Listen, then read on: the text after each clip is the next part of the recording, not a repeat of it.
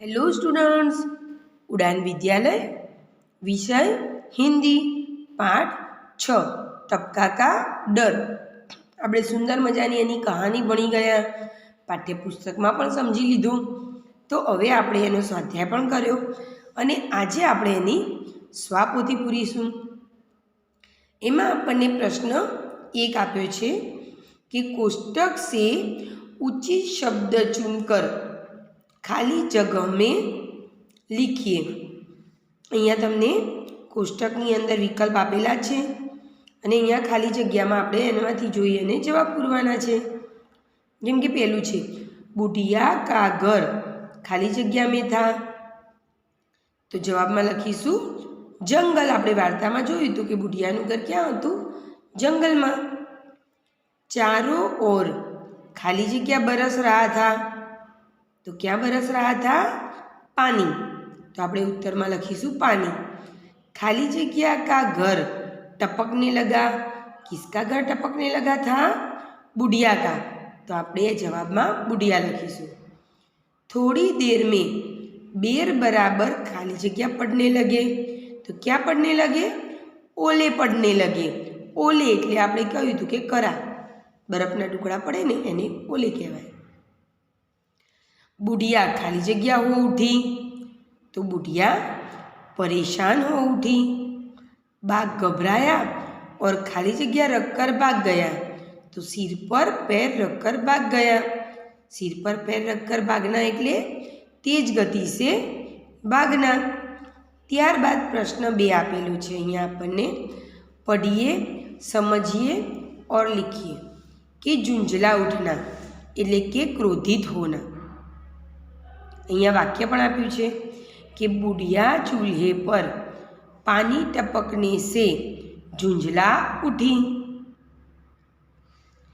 त्यारबाद अहींया आप्युं छे सिर पर पैर रखकर भागना एटले के तेज गति से भागना।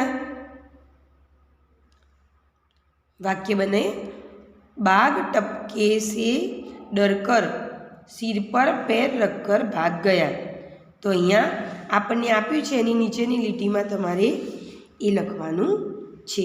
ત્યારબાદ પ્રશ્ન નંબર 3 આપ્યો છે સહી વાક્યાંશ ચૂનકર लिखिए એટલે કે વિકલ્પો આપેલા છે, આપણે વાક્યમાંથી એનો સહી વિકલ્પ શોધીને લખવાનો છે।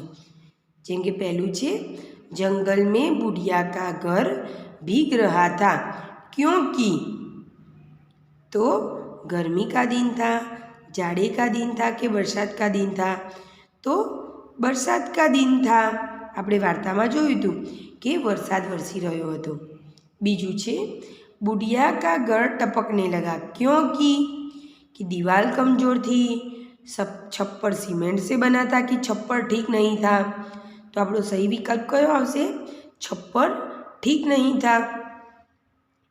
ત્યારબાદ ત્રીજું છે बाघ बुढ़िया के घर के पास पहुंचा। उस समय बुढ़िया नहा रही थी, रोटी पका रही थी कि चावल पका रही थी? तो આપણે લખીશું चावल पका रही थी। चौथું છે बाघ घबराकर भाग गया क्योंकि, तो અહીંયા વિકલ્પ આપણને આપેલા છે बुढ़िया ने उसे धमकाया था। बुढ़िया ने कहा था वह बाघ से नहीं टपका से डरती है, कि बुढ़िया उसके पीछे पड़ी थी। तो जवाब शू आवशे? बुढ़िया ने कहा था वह बाघ से नहीं टपका से डरती है। त्यारबाद चौथो प्रश्न है सही विधान के सामने सही का चिन्ह और गलत विधान के सामने गलत का चिन्ह करिए। पहलू है बुढ़िया चावल पका रही थी, तो साची बात है। ओलों की मार से बुढ़िया परेशान उठी, खोटू। छत से पानी टपकने से बुढ़िया परेशान हो उठी। मटके पर पानी टपक रहा था, खोटू आवे, पानी तो चूल्हे पर टपक रहा था। कूदते फांदते बाद बुढ़िया के घर के पास पहुंचा, सही विधान है। बाघ बुढ़िया से डर कर भाग गया, गलत विधान। ત્યાર પછી બ છે निम्नलिखित प्रश्नों के उत्तर लिखिए। અહીંયા કહ્યું છે तुमने कितने प्रकार के चूल्हे देखे हैं? तो આપણે જવાબ લખી શકીએ कि हमने मिट्टी, लोहे और पत्थर इन 3 प्रकार के चूल्हे देखे हैं। बीजो प्रश्न है, जंगल में बाघ के अलावा और कौन कौन से प्राणी रहते हैं? तो जंगल में बाघ के अलावा शेर, हाथी, भालू, चीते आदि रहते हैं। तीजू, जंगल में और क्या क्या बिक रहा होगा? सूची बनाइए। तो जंगल में पेड़, प्राणी, पौधे, पत्थर आदि चीज़ें बिक रही है।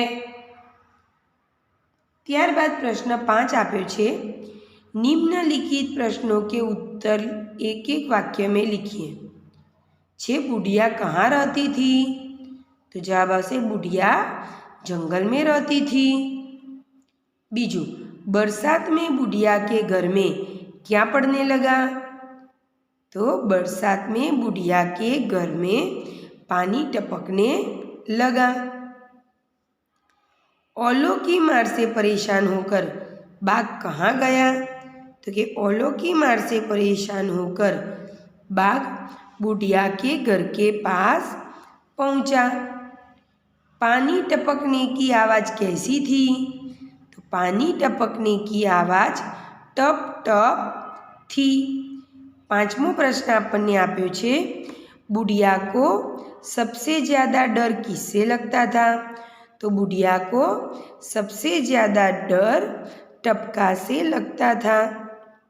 6ठो प्रश्न है, बुढ़िया की बात सुनकर बाघ ने क्या किया? तो बुढ़िया की बात सुनकर बाघ ने सोचा कि जरूर टपका मुझसे भी बड़ा जानवर होगा।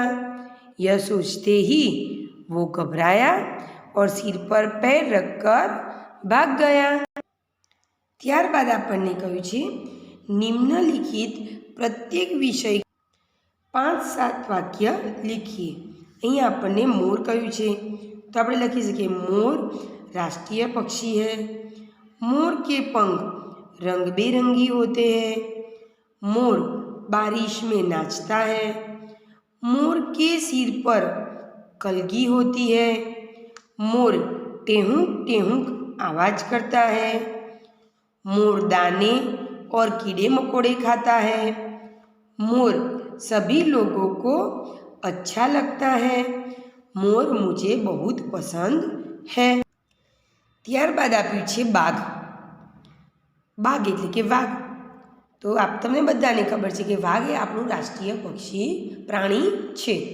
એટલે કે बाघ हमारा राष्ट्रीय प्राणी है। बाघ के शरीर पर पीले और काले रंग के पट्टे होते हैं। बाघ शेर की तरह जंगली जानवर है। बाघ मांसाहारी प्राणी है। बाघ के नाखून तेज होते हैं। बाघ अपने नाखून से शिकार करता है। बाघ जंगल के अलावा प्राणी संग्रहालय में देखने को मिलता है। જેમ આપણે ગુજરાતીમાં વાક્યો બનાવીએ છીએ એનું જ હિન્દી ટ્રાન્સલેશન કરી અને તમારે બનાવવાનું છે। ત્યારબાદ ત્રીજું અહીંયા આપ્યું છે તોતા। તોતા એટલે કે પોપટ। તે તોતા વિશે આપણે લખવાનું હોય તો આપણે શું લખીએ कि तोता भी सुंदर पक्षी है। तोता हरे रंग का होता है। उसकी चोंच लाल होती है। तोता मिर्च और अमरूद खाता है। अमरूद એટલે જામફળ। तोता राम राम बोलता है। तोते की चोंच आगे से झुकी होती है। તમે આનાથી વધારે વાક્યો લખવા હોય તો પણ લખી શકો છો। ત્યારબાદ પ્રશ્ન નંબર 6 માં કીધું છે नीचे दिए गए चित्र का वर्णन 10 वाक्यों में लिखिए। અહીંયા સુંદર મજાનું મેળાનું चित्र આપ્યું છે तो આપણે લખી શકીએ कि यह एक मेले का चित्र है। यहाँ 3 प्रकार के चकडोल हैं। एक छोटा, दूसरा बड़ा और तीसरा सबसे बड़ा है। उसमें एक खिलौने वाली है, उसमें एक सपेरा भी है, उसमें एक जादूगर वाला है, उसमें एक गुब्बारे वाला है। मेले में बच्चे, माता पिता, दादा दादी के साथ आए हुए हैं। मेले में 2 घोड़े भी हैं। मेले में जादूगर वाला और सपेरा सभी बच्चों को अपना खेल दिखा रहा है। मेला मुझे बहुत पसंद है।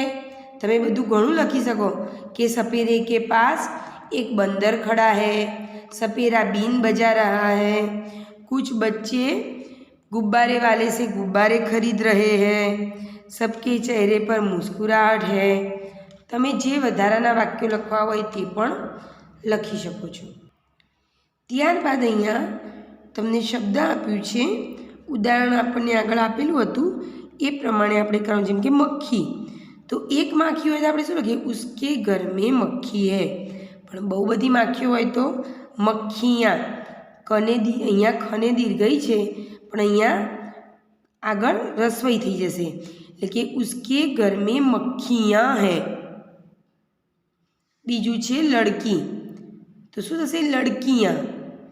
मेरे घर में लड़की हैं, मेरे घर में लड़कियाँ हैं।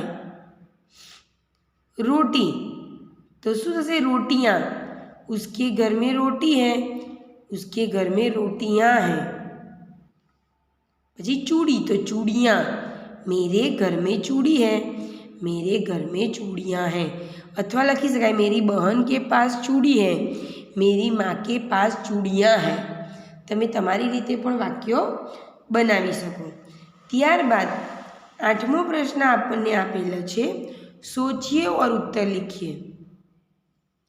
अहींया कीधुं छे तुम्हारे गांव में कैसे कैसे घर है? तो कि हमारे गांव में कच्चे और पक्के दोनों प्रकार के घर हैं। तुम्हारा घर किन किन चीज़ों से बना है? तो कि हमारा घर सीमेंट, मिट्टी, ईंट, पत्थर आदि चीज़ों से बना है। छप्पर किन किन चीज़ों से बनता है? छप्पर एटले के छापरू, तो छप्पर लकड़ी, सीमेंट, नलिये, घास फूस आदि चीज़ों से बनता है। त्यारबाद कीधुं छे बरसात के मौसम में क्या क्या होता है? तो बरसात के मौसम में बिजली कड़कती है और ज़ोर से ठंडी हवा चलती है और बादल गरजते हैं।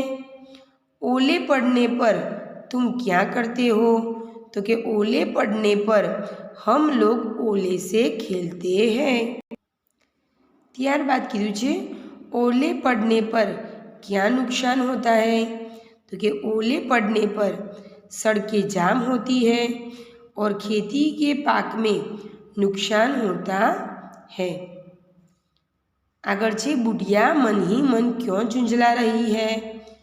क्योंकि उसके छत में बरसात का पानी चूल्हे पर टपक रहा है। बाघ सिर पर पैर रखकर क्यों भाग गया?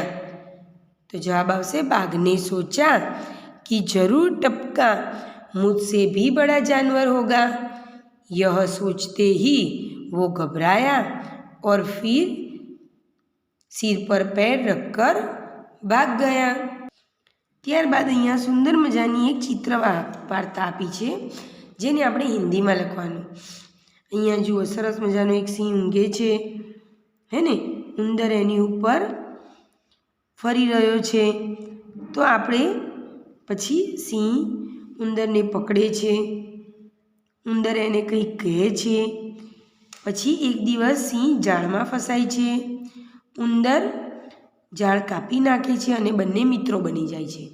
आ वार्ताने आपणे हिंदीमां लखवानुं छे कि एक जंगल था, उसमें सभी जानवर रहते थे। उसमें एक शेर और चूहा रहता था। एक बार शेर अपनी गुफा में सो रहा था। चूहा अपने बिल से बाहर आकर शेर के शरीर पर उछल कूद करने लगे। शेर उठ गया। उसने अपना पंजा आगे लगाया और चूहे को पकड़ लिया। चूहे ने कहा, मुझे छोड़ दो, अगली बार मैं आपकी मदद करूँगा। 5-6 दिन बीत गए। एक बार एक शिकारी जंगल में आ गया। उसने एक जाल बिछाया। शेर उसमें फंस गया। शेर ने बहुत उछल कूद की, पर वो जाल से न छूटा। फिर चूहा दौड़ के शेर के पास आया और उसने अपने दांत से जाल को काट दिया।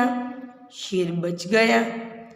शेर ने चूहे से आभार माना और दोनों दोस्त बन गए।